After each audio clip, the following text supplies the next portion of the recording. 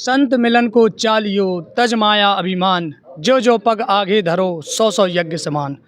नमस्कार साथियों, आज हम मौजूद हैं जिला सागर के मालथौन में, जहां संत रामपाल जी महाराज जी के सानिध्य में एक दिवसीय जिला स्तरीय सत्संग का आयोजन किया जा रहा है। इस सत्संग का मुख्य उद्देश्य है जीव कल्याण। जी हाँ, संत रामपाल जी महाराज कबीरपंथी संत हैं। जैसा कि 600 वर्ष पहले कबीर जी जो है पृथ्वी पर आए थे और उन्होंने लोगों को जगाने का प्रयास किया था। वो अपने दोहे से कहते हैं, कबीरा खड़ा बाजार में मांगे सबकी खैर, ना काहू से दोस्ती ना काहू से बैर। पत्थर पूजे हरी मिलें तो मैं पूजूं पहाड़, जासे तो चक्की भली पीस का है संसार। दर्शकों, ये है वो खेल मैदान आप मेरे पीछे देख रहे होंगे, स्टेडियम खेल परिसर ग्राम मालथौन, जहां संत रामपाल जी महाराज जी के सानिध्य में एक दिवसीय जिला स्तरीय सत्संग का आयोजन हो रहा है। दर्शकों, गेट से अंदर आने के बाद हम पहुंचे हैं पार्किंग में। आप मेरे पीछे देख सकते हो, हजारों की तादाद में यहाँ पर टू व्हीलर की जो है पार्किंग की व्यवस्था कर रखी है। आप इस पार्किंग को व्यवस्था को देखते हुए अंदाजा लगा सकते हैं कि संत रामपाल जी महाराज जी के जो श्रद्धालु कितनी संख्या में आए होंगे। यहाँ पर वॉलंटियर खड़े हुए हैं जिनसे हम बात करेंगे। नमस्कार सर। नमस्कार। क्या नाम है आपका? अर्जुन दास। ये जो पार्किंग की जो व्यवस्था है ये आप ही देख रहे हैं? जी। कैसे करते हैं व्यवस्था? जी, टू व्हीलर की व्यवस्था एक साइड अलग से करते हैं और फोर व्हीलर की दूसरी साइड करते हैं। अच्छा, ये जो व्यवस्था आप करते हैं कोई चार्ज लेते हैं क्या? नहीं, निःशुल्क। पूरी जो सुविधा है श्रद्धालुओं को वो निःशुल्क रहती है? जी हाँ, निःशुल्क रहती है। आप देख सकते हैं, जैसा इन्होंने बताया, पूरी की पूरी एक लाइन में जो है टू व्हीलर की पार्किंग की व्यवस्था कर रखी है और ये एक सेवादार हैं जो इसमें ये सेवा दे रहे हैं अपनी। दर्शकों, टू व्हीलर पार्किंग व्यवस्था के बाद हम पहुंचे यहाँ फोर व्हीलर। हमें फोर व्हीलर काफ़ी संख्या में यहाँ दिखाई दे रही हैं। इसको लेकर क्या व्यवस्था कर रखी है, यहाँ के जो सेवादार हैं वो खड़े हैं हमारे साथ बात करने के लिए। हम उनसे जानेंगे कि फोर व्हीलर व्यवस्था कैसे करते हैं। सर, क्या नाम है आपका? जी, कमलेश दास मेरा नाम। जी, आप हमारे दर्शकों को बताइए कि फोर व्हीलर की जो व्यवस्था आपने कर रखी है वो कैसे करते हैं आप? जी सर जी, हम लोग जो मर्यादा में गुरुजी ने बताया है कि जो अपनी लाइन से व्यवस्था से जो अपनी गाड़ियाँ आवें और वो लगी जावे, एक दूसरे के लिए अव्यवस्था ना होवे, किसी को परेशानी न आवे और सही ढंग से जो जब भी जावे भगत भी या कोई भी अन्य तो आराम से गाड़ी निकाल के ले जा सकते हैं। इसलिए हम लोग सेवा में रहते हैं। जी, जैसा कि आपने देखा कि संत रामपाल जी महाराज जी के वॉलंटियर हैं, इन्होंने बताया कि अनुशासन और व्यवस्था, ये इनके गुरुजी बताते हैं कि अनुशासन और व्यवस्था एक लाइन से हमारे दर्शकों आप देख सकते हैं कि एक लाइन से सारी की सारी फोर व्हीलर हैं, थ्री व्हीलर हैं, वो यहाँ पर रखी हुई हैं। दर्शकों, पार्किंग व्यवस्था के बाद जब हम आगे बढ़े तो हमें यहाँ पर बहुत सारे बैग दिखाई दिए और उसमें कुछ नंबर भी दिखाई दिए। ये बैनर जब हमने देखा उसमें लिखा हुआ है जूता घर।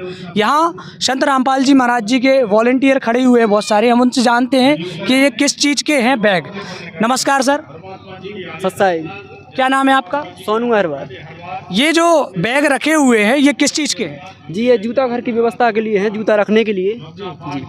तो ये जूता घर की जो व्यवस्था कैसे करते हैं आप? ऐसे करते हैं, जूते मतलब बैग में रखते हैं और एक टोकन देते हैं। जी। तो ये जो टोकन के माध्यम से ये श्रद्धालुओं के जो है इसमें जूते चप्पल रखे जाते हैं? जी, इसलिए रखे जाते हैं कि कोई भी मतलब अव्यवस्था ना हो। जहाँ संगत मुक्त की आती है, हर जिले से आती है, ग्रामों से आती है, कहीं से भी आती है संगत, तो वो उसकी अव्यवस्था ना हो, जूते यथावत उनके लिए दिए जाएँ।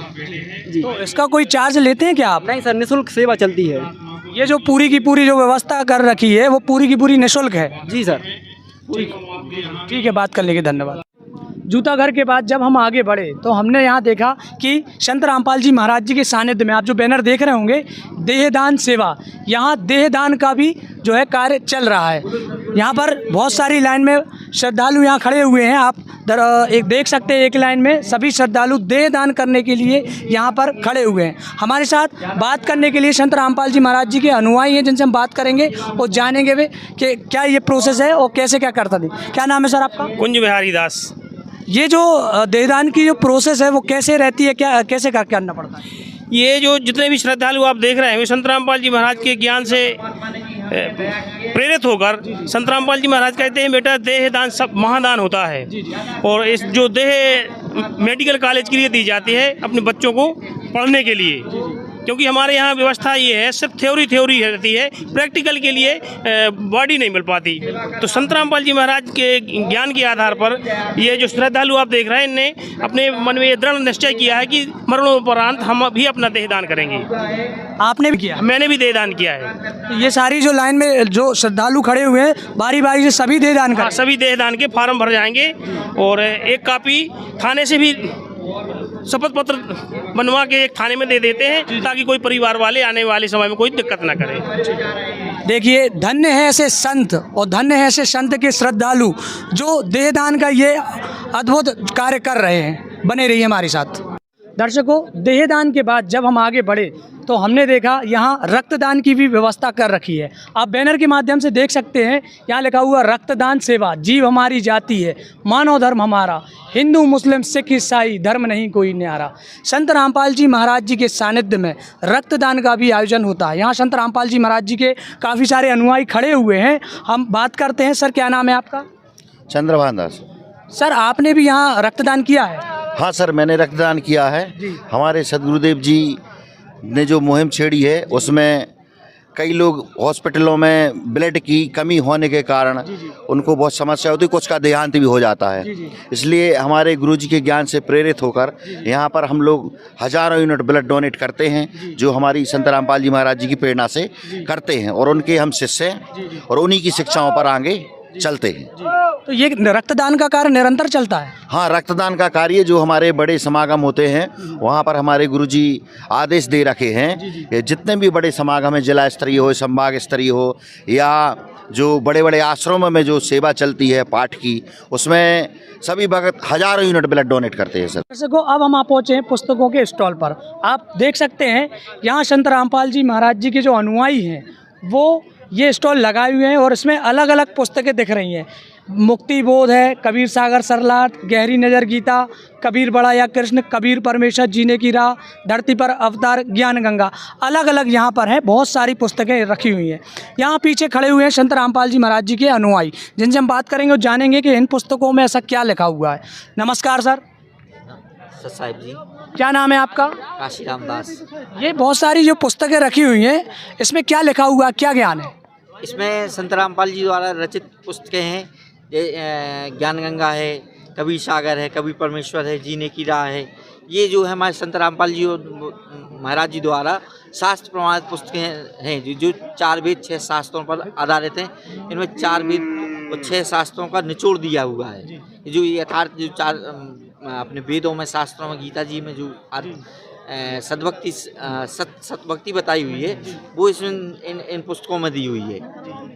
यहाँ जो श्रद्धालु आते हैं उन्हीं के लिए ये पुस्तकें हैं या कोई भी खरीद सकता है? ये श्रद्धालु भी ले सकते हैं और कोई भी आता है तो ये सभी के लिए अवेलेबल है। जी। इन पुस्तकों में जो ज्ञान लिखा हुआ है, सभी में समान लिखा हुआ है कि किसी पुस्तकों में अलग अलग भी ज्ञान लिखा हुआ है? नहीं, ये सभी पुस्तकों में अब ये शास्त्र प्रमाणित है। सभी वेदों और शास्त्रों का सभी ज्ञान सभी पुस्तकों में है ये। जी। बहुत बहुत धन्यवाद। ये जो पुस्तकें हैं तो इनका मूल्य क्या है? सर, ये जैसे ये ज्ञान गंगा पुस्तक है, इसका यथार्थ मूल्य 98 रुपये है। और लेकिन इसको संत रामपाल जी महाराज जी का धर्मार्थ मूल्य 20 रुपये में दी जाती है पुस्तक।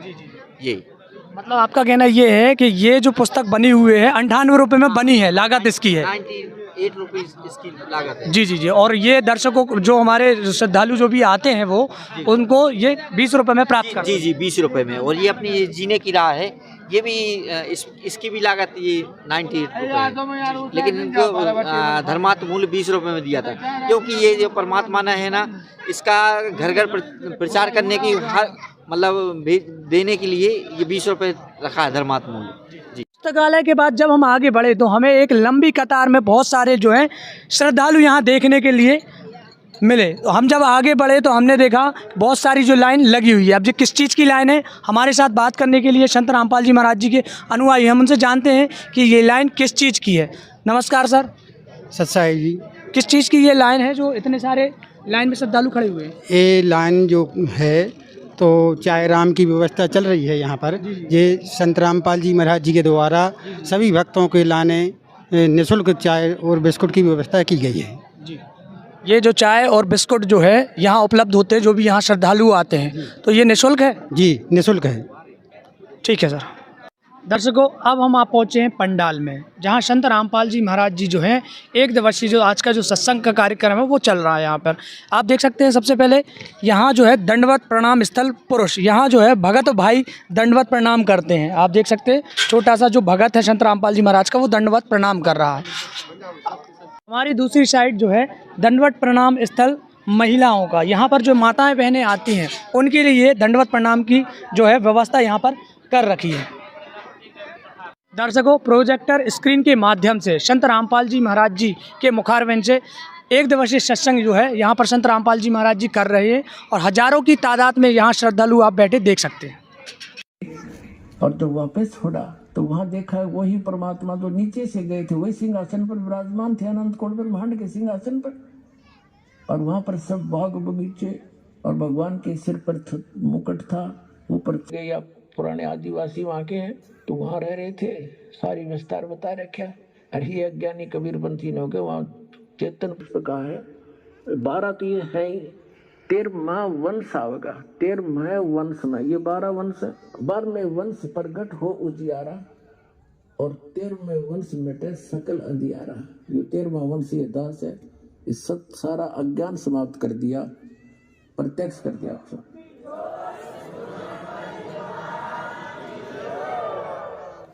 नमस्कार दर्शकों, आज हमारे साथ बात करने के लिए मौजूद हैं मध्य प्रदेश शासन में आरक्षक के पद पर नियुक्त हैं। सर, क्या नाम है आपका? अभिषेक जी। सर, आज आप संत रामपाल जी महाराज जी के सत्संग में आपको कैसा लग रहा है? अच्छा लग रहा है। ये 10 बजे से सत्संग चालू है जी। और बढ़िया सारी व्यवस्थाएं हैं और मैं यहाँ पर ड्यूटी में हूँ, ड्यूटी कर रहा हूँ और किसी भी प्रकार की यहाँ अव्यवस्था नहीं है। सुचारू रूप से शांतिपूर्वक सत्संग जारी है। यहाँ अनुशासन देखकर आप क्या कहेंगे? अच्छा कहेंगे क्योंकि सारी चीज़ें सुव्यवस्थित हैं। जी। ठीक है सर, बात करने के लिए।